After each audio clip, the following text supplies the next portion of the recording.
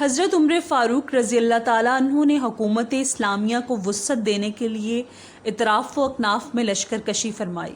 عراق کے اکثر شہر مفتوح ہو چکے ہیں۔ حضرت سعد بن ابی وقاص کی قیادت میں اسلامی فوج فتح پر فتح کرتے آگے بڑھ رہی ہے، یہاں تک کہ پایہ تخت ایران کے قریب 16 ہجری میں بحرہ شہر کا محاصرہ ہوا۔ ایرانیوں نے اپنی جان بچانے کے لیے بحرہ شہر کو چھوڑ کر مدائن کی طرف بھاگے۔ درمیان میں دریائے دجلہ حائل تھا۔ بھاگتے ہوئے ایرانیوں نے تمام پل توڑ دیے اور کشتیاں بھی ساتھ لے گئے اور مدائن میں قیام پذیر ہو گئے۔ حضرت سعد رضی اللہ تعالیٰ عنہ جب دجلہ کے کنارے پہنچے تو نہ تو کوئی پل باقی تھا کہ اس کے ذریعے دجلہ کو پار کرتے اور نہ ہی کوئی کشتی موجود تھی۔ آپ نے فوج کی طرف مخاطب ہو کر کہا، برادران اسلام، دشمن نے ہر طرف سے مجبور ہو کر دریا کے دامن میں پناہ لی ہے۔ یہ مہم بھی سر کر لو تو میدان صاف ہے۔ ان کو دیکھ کر سب کی ہمت بڑھی۔ اس وقت دریا اپنی طغیانی پر تھا، سیلابی کیفیت پیدا ہو چکی تھی، پانی جوش مار رہا تھا اور سیاہ ہو گیا تھا۔ مسلمان دریا کے کنارے پہنچ کر دشمن کی چالاکی پر متحیر تھے۔ دوسری طرف دشمن مسلمانوں کی بے بسی پر اندر ہی اندر خوش ہو رہے تھے۔ کسی کی ہمت نہیں پڑتی تھی کہ پیش قدمی کر لے۔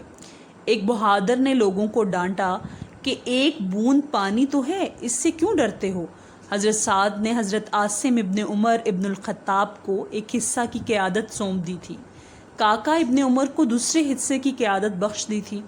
ان تمام بہادران اسلام نے دریا پار کرنے کی ٹھان لی۔ سب نے اپنے گھوڑے دریا میں ڈال دیے۔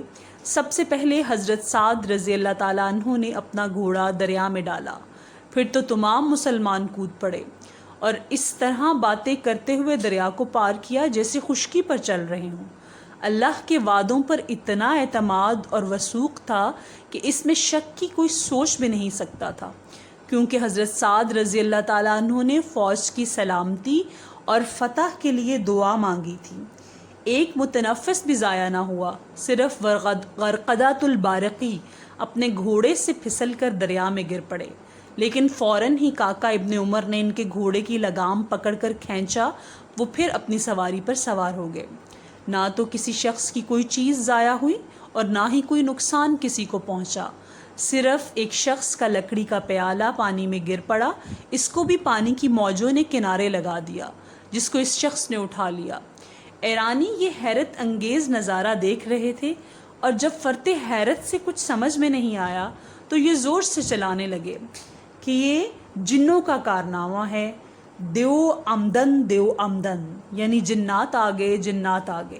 بقول علامہ ابن کثیر، گھوڑوں کا جسم تک نہ بھیگا۔ جب چلتے گھوڑے تھک جاتے تو قدرت خداوندی سے پانی میں ٹیلا پیدا ہو جاتا تاکہ وہ اوپر بیٹھ کر ذرا آرام کر لیں۔ حضرت سعد ابن وقاص رضی اللہ تعالیٰ عنہ حضرت سلمان فارسی رضی اللہ تعالیٰ عنہ کے شانہ بشانہ دریا پار کر رہے تھے اور کہتے جاتے تھے کہ اللہ تعالیٰ ضرور اپنے دوستوں کی مدد کرے گا اور اپنے دین کو غالب اور دشمنوں کو شکست دے گا، جب تک فوج میں بغاوت و گناہ عام نہ ہو جائے۔